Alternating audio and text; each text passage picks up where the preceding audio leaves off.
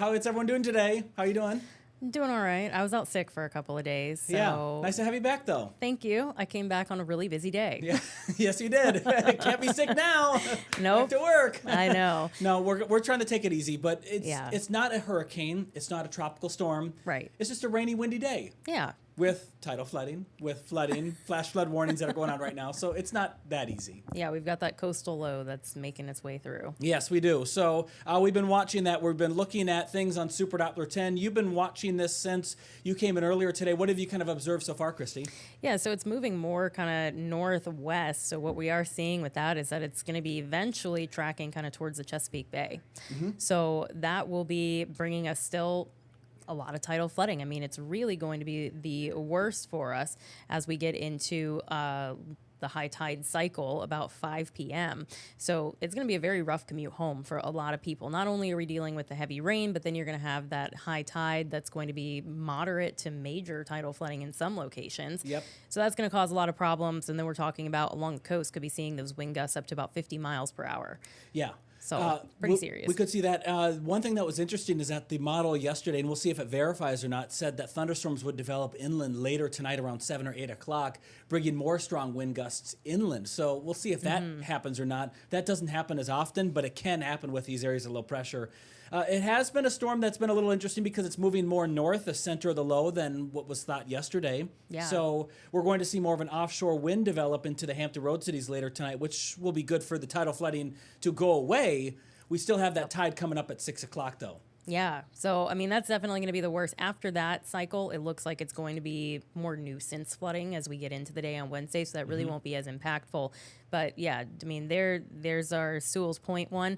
So it's about like 2 feet of inundation there. I mean, that's quite a bit. So we're looking at having that moderate flooding. I know on the news for the noon newscast, we already saw what it looked like this morning during high tide. And some of those typical flood prone areas, you couldn't really drive through that. And this is going to be worse than that. This is the tide at 5 o'clock today will be 1 foot higher than yesterday's high tide. Yeah. So that's where the water level is. 12 inches higher than that for whatever we saw yesterday, add 12 inches plus the heavy rain that's coming down that's adding an inch or two per hour in some spots. So it might even be 1.5 feet higher, depending on how the water drains, because the water can't drain. So it's just going to keep piling up. Yeah, I mean, we've already seen, over 4 inches, almost 4.5 inches in portions of Virginia Beach. So that rain, like you were talking about, it has nowhere to go, especially when these tides are going to be at that already elevated level. So, yeah, definitely a nasty commute home for some folks, especially if you're right along the coast. If you're in any of those areas that typically see any of that flooding, it's not going to be nice. Here's some of the rainfall totals from across our area in the last 24 hours. This is from the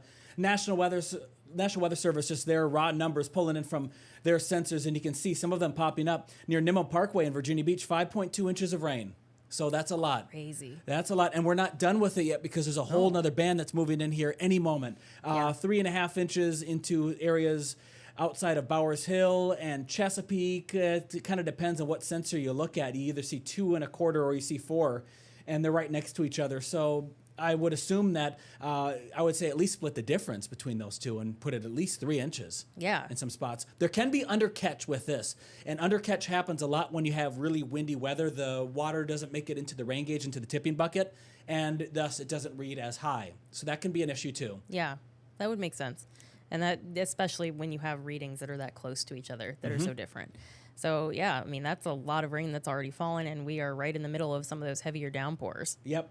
For the peninsula, you haven't seen totals as high, around 2.5 inches. Middle peninsula, around an inch and a half, a little bit higher in Gloucester Point at 2.85. For the eastern shore, totals haven't been as high yet. You've had plenty of rainfall come down, a little bit higher Wallops Island at 1.89.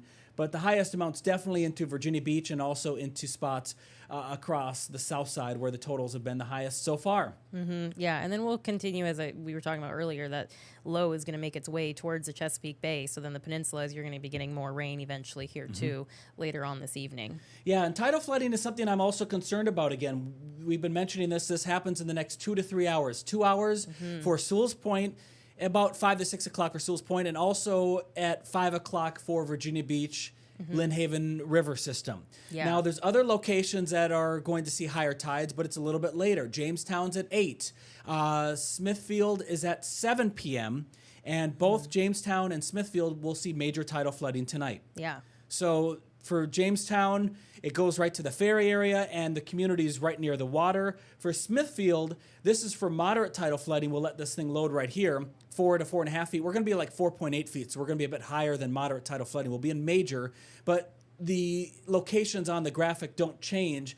This will be the areas that see the flooding, and around Smithfield Station, that's from moderate tidal flooding, so add another half a foot to that. So it'll be up to the top of the tires of that Jeep right there. I don't think the Jeep will still be parked there. Maybe it is. It's just always parked there. But right. No, but that just kind of gives you an idea. If it's getting close to the top of the tires of a Jeep, I can't tell if that's a Wrangler or... I think it looks like a Wrangler. Yeah, because it has 4 doors. And well, I guess they have four doors, don't they? I don't know. I've never driven a Jeep. But it has a clear top of the back. Anyway, so we're going to see some tidal flooding that will really get high for Smithfield. So we're not ignoring you. Mm-hmm. It's just this is going to be one spot that we'll see an impact into tonight. So that's again for the tidal flooding this evening. Ocean overwash, it's just going to be for this afternoon. High tide is right around now for the Outer Banks. Mm-hmm. So that high tide is occurring now. Ocean overwash will continue into the next couple of hours, and then it will not be likely as the winds are already changing to be offshore. So things are improving. Here, wow, the water is really high in Nag's Head right now. Yeah, look at that. It is. Almost to the dunes. Wow. I don't think I've seen, at least, since I've been here, that camera has not really seen that high of water. Yep. And those waves are pretty high as well. I mean, I know like we're talking 8 to 11 foot waves. Yes. Yeah, they're huge waves out there. I don't know if we have a camera system that's loaded in for the Outer Banks right now, but we can try and pull that in later. But it's all about the storm system and the rainfall. So feel free to put a question into our Facebook page, into one of the comments there. Christy's monitoring that. I'm just going to do a quick little tour of the of Super Doppler 10 to show you what's going on. So again, we have the storm system that's moving into the area. We have an area of heavy rain that's pushing into the eastern shore right now. Heavy rainfall across the south side. Look at this. I'm just going to pause this just for a second. We're going to dive down into areas around Virginia Beach and the south side.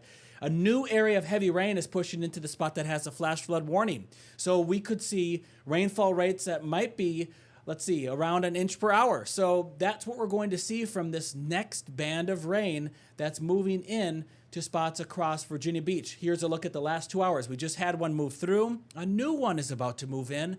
So this will add another inch of rain, about approximately to what you've already seen. So for Virginia Beach, when I look at the totals, are at 4 to 4.5 inches. And even 5 inches near Nimmo Parkway and Red Mill. That could be 6 inches of rain here in the next hour for the grand total of the storm system.